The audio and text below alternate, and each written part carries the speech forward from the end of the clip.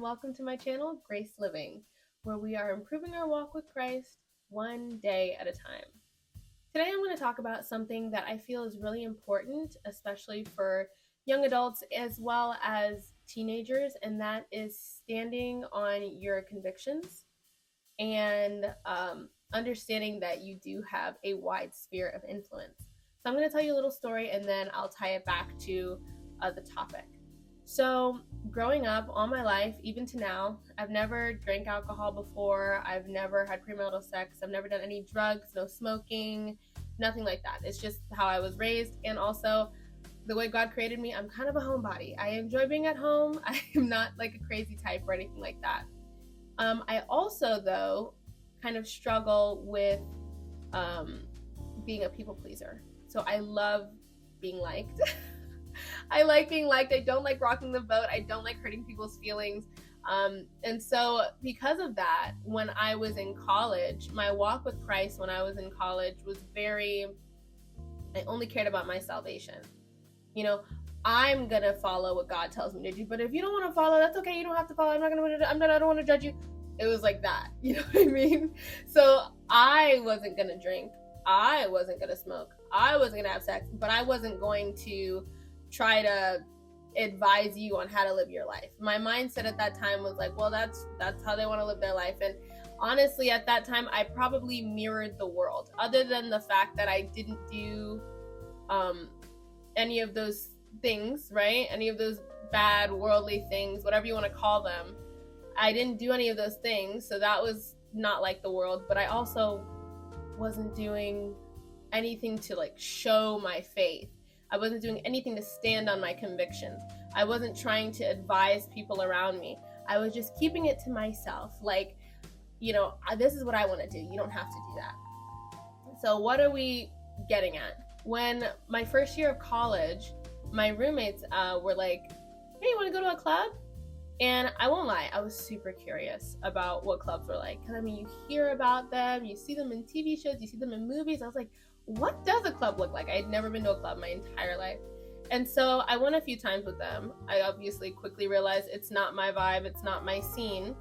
And when I was at the clubs, I thought I was okay because I was not drinking, I was not smoking, I was not doing any kind of drugs, no promiscuous dancing, no hooking up, nothing like that happened. So for me, I was like, well, I'm just in a building. Everyone else may be drinking and getting drunk and making out and doing whatever, but I'm just in a building with my friends listening to music. So in my head, I was like, I'm fine.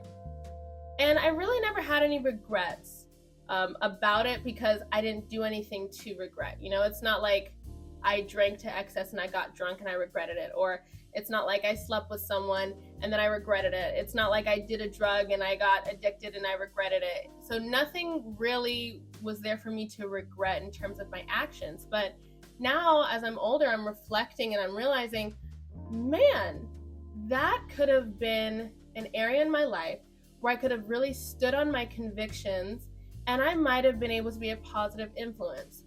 Why do I say this? I was known amongst my friend group as like, oh, Amarachi doesn't curse. Oh, Amarachi doesn't drink. You know, and it was like people knew that about me and it naturally affected them. That's without me even trying. I was a people pleaser, so I was not going to push my religion on you. I was not going to try to influence you to follow Christ. This is back when I wasn't even trying. I was already naturally having an influence. People would curse less around me. People would drink less around me. Thankfully, the roommates I had were level-headed girls. I'd only ever seen them drunk once. They weren't really into hookup culture and stuff, so it was okay. But my other friends, like the sphere of influence, the people around me, like they would curse less around me. They would drink less around me. They weren't promiscuous around me because I wasn't for it, you know? And I realized, wow, what if I had just like actually put my foot down? You know, if someone curses in front of me, what if I was like, hey, do we have to use those kind of words? Just like something gentle like that. How much more could I have influenced? Or, oh, guys, I don't want to go to a club. I'm Christian. How much more could I have influenced? instead of just like, oh, I'm just going to go with the flow. As long as my relationship with Christ is okay, it doesn't matter if I go to this place. That was my mindset. And so while I didn't outright sin in that regard, I definitely lost an opportunity. That could have been an opportunity to plant a seed in someone's mind. I didn't plant a seed. Instead, I just showed that, oh, Christians are just like the world. I mean, I may not have drank or smoked or sex or whatever, but I wasn't doing anything particularly different. Let me put it this way. I was a Christian, right? Who wasn't participating in all of the worldly behavior, but I was still at the club at the same time as a non-Christian. So someone looking at us will look at us and say we're the same, even if we're not, And so I only went about 2 or 3 times because of my curiosity, and thankfully God protected me every single time. I realized that my story is not like other people's stories. Some people go to a club and they get taken advantage of, they get drunk, they get in fights. I'm really glad that the Lord just protected me, and I don't know, he just let me, let my curiosity die out. I was like, oh, this is what it is? Okay. And I just went back to being at home because it just wasn't my vibe. But I'm saying that because I feel like sometimes Christians can be that way. You can kind of, I'm okay. As long as I'm okay, it doesn't matter what other people are doing. It doesn't matter what the people around me are doing. But really, God wants you to be the light of the world. So you should be setting an example. And yes, in some ways I was setting an example, but I'm just saying in this particular instance, those few times that I went with my roommates, I really could have just said no. And that could have made an impact. I don't know.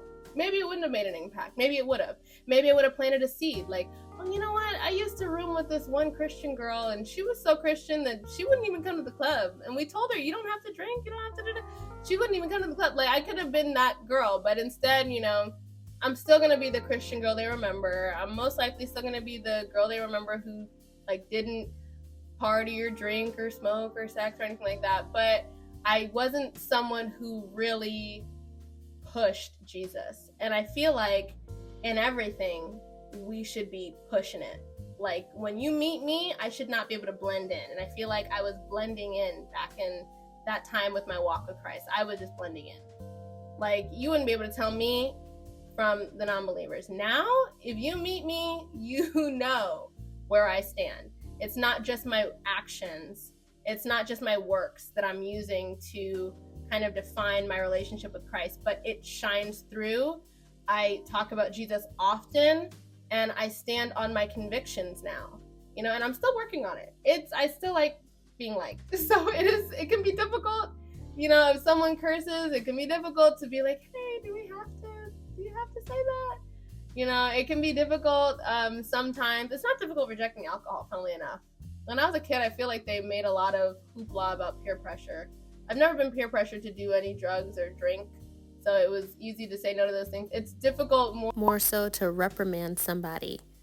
Reprimand. Like, hey, don't say things like that. Or, I didn't like that joke. It's so hard. I don't know why it's so hard, but it's actually so hard to do that. I promise you, just bit by bit, God will strengthen you and give you that boldness to be able to be a shining example. And even if you make that person upset, what you're doing is you're planting a seed.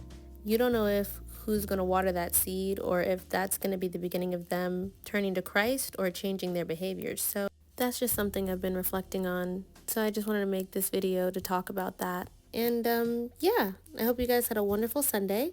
And if you would like more videos like this, please give me a like and subscribe. Bye!